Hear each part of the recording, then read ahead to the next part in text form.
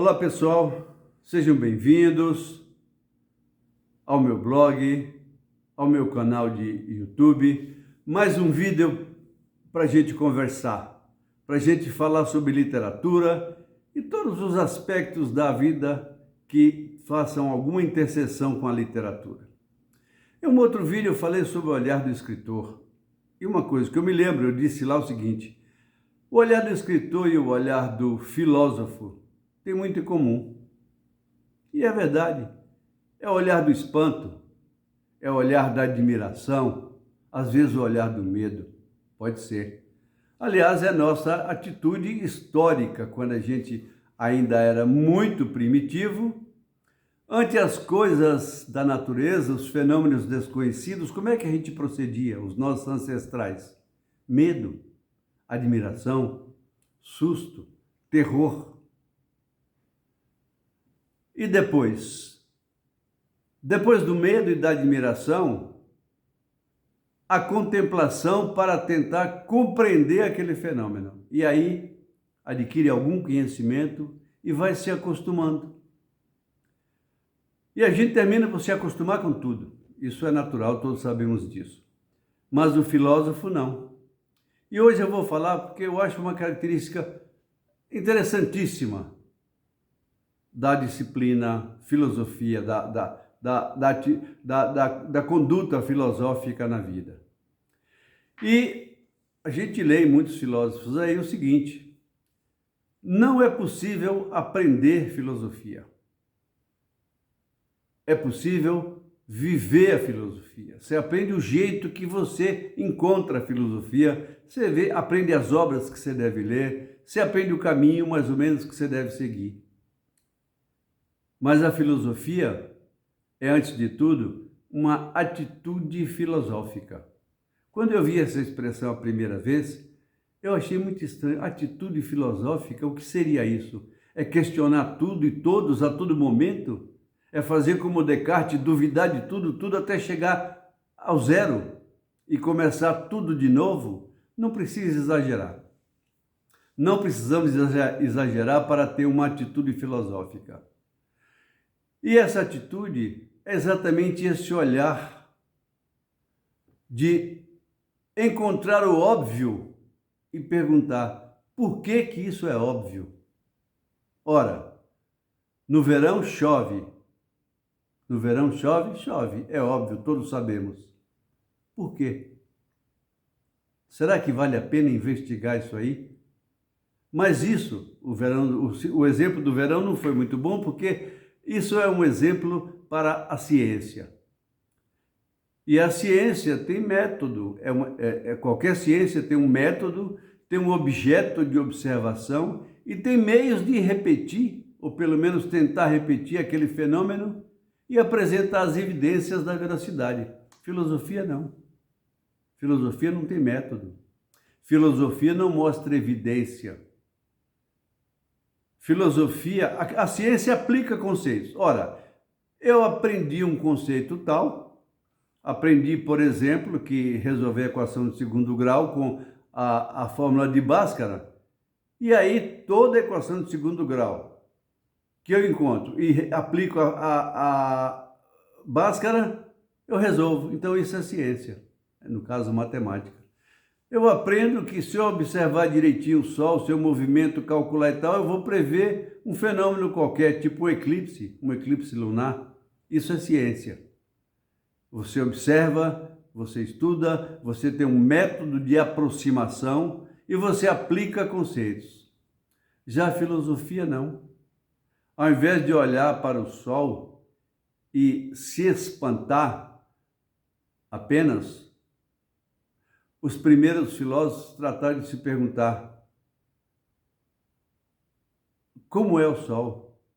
Do que é feito o Sol? Como é o universo? Do que tudo é feito? Então, a filosofia especula e cria conceitos, mas não os aplica. Não tem como provar verdades, porque tudo, segundo alguns outros filósofos, é mutável, né? Agora é uma coisa interessante, porque se a gente pensar, por exemplo, que o conceito de átomo, obviamente não o conceito de hoje, mas o conceito de átomo, a explicação de como a matéria se reúne, átomo, coisa indivisível, vem da antiguidade grega clássica, 5 séculos antes de Cristo. Como esse conceito veio de lá? As pessoas pensando. Então, essa é a atitude filosófica de pensar, olhar para o óbvio e perguntar. Aliás, perguntar, por que isso é assim?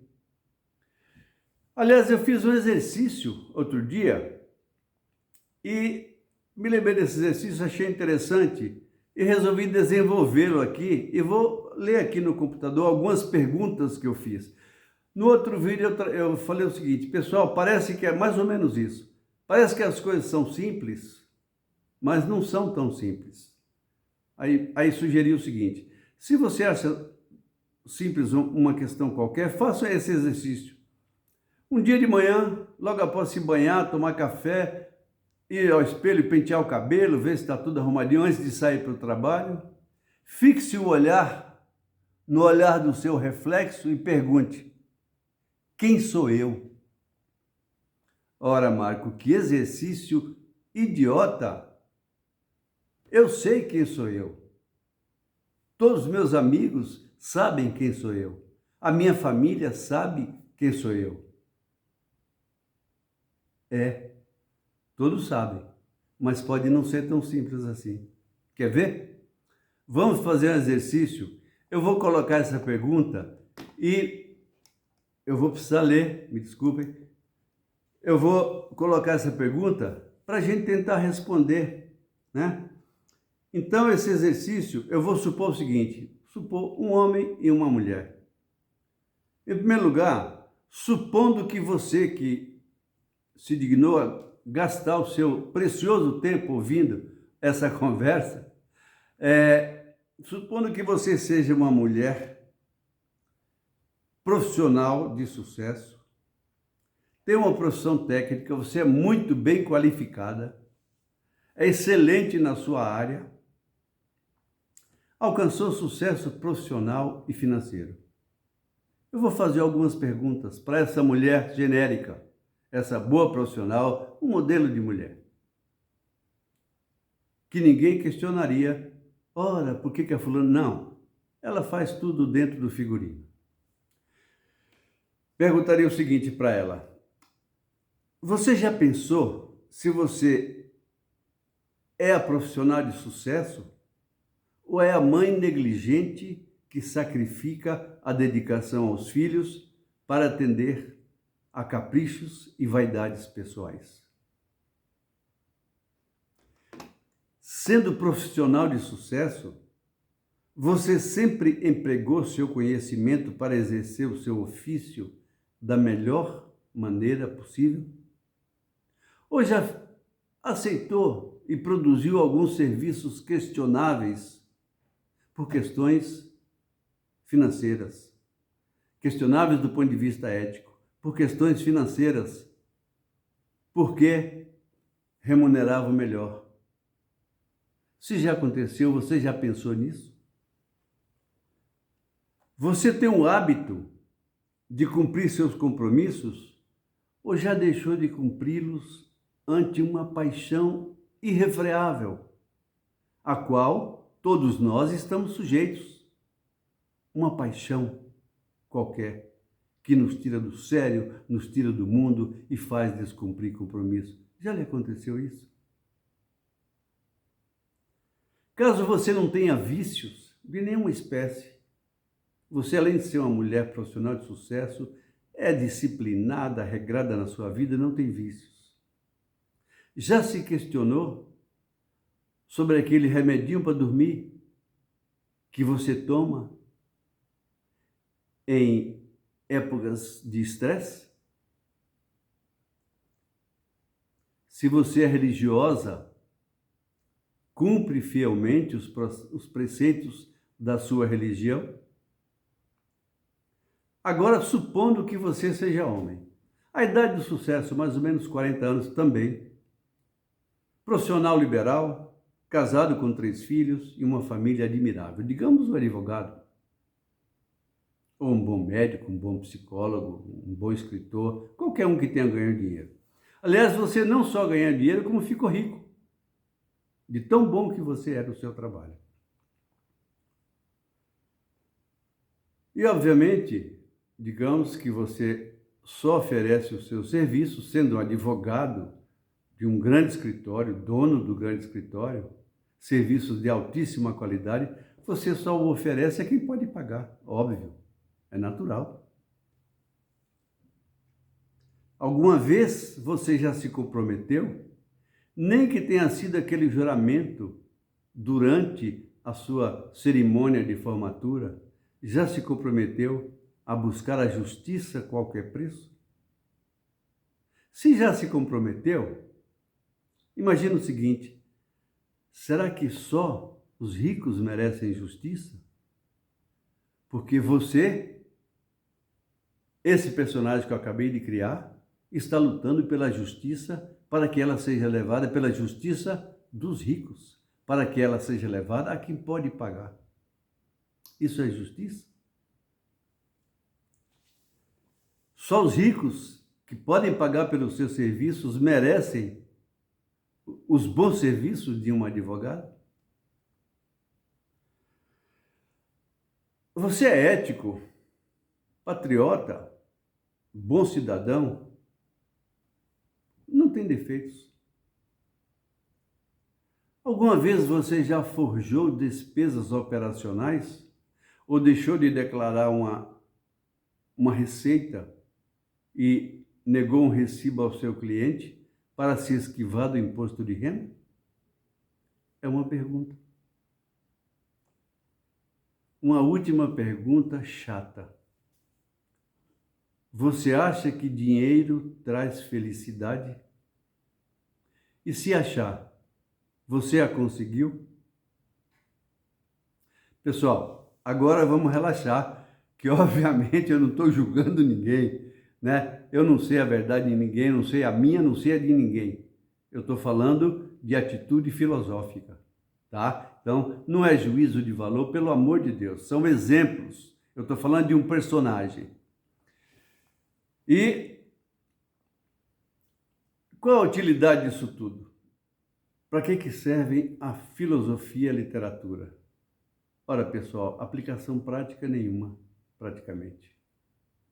Não dá dinheiro, porque, por exemplo, literatura dá dinheiro para escritor famoso que vende muito livro e tal. Filósofo, não tem filósofo rico hoje em dia. Antigamente tinha, hoje não. Antigamente, geralmente eram nobres, ou então eram financiados por algum protetor, um príncipe, um rei, um mecenas qualquer que gostava, era um poeta, você era um filósofo e um poeta, ele pagava pela sua poesia e assim por diante. Mas hoje em dia não, o filósofo não ganha dinheiro. Então, essa é a resposta imediata. A filosofia não tem utilidade. Então, por que, Marco, de estar perdendo tempo com atitude filosófica? Ora, pessoal, no meu caso pessoal, a atitude filosófica, a filosofia, pode servir de consolação. E eu vou explicar por quê. A filosofia serve para nos levar à condição comum da humanidade e perdoar os nossos erros do passado.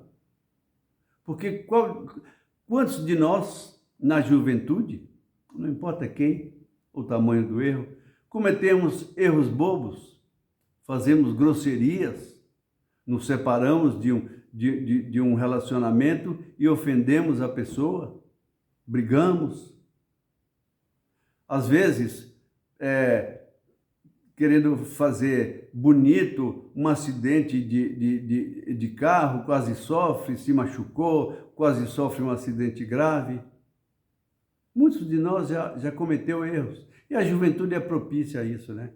E a filosofia ensina, por exemplo, nos consola pelo seguinte: ora, eu especulo sobre os meus erros do passado e me faço a seguinte pergunta: eu os cometeria hoje? Não. Porque hoje eu tenho as ferramentas psíquicas, a vivência e o conhecimento que eu não tinha na época. Na época eu era um indefeso ante as peripécias da vida. Hoje a gente continua indefeso, só que você não arma as próprias peripécias. Elas podem acontecer, óbvio.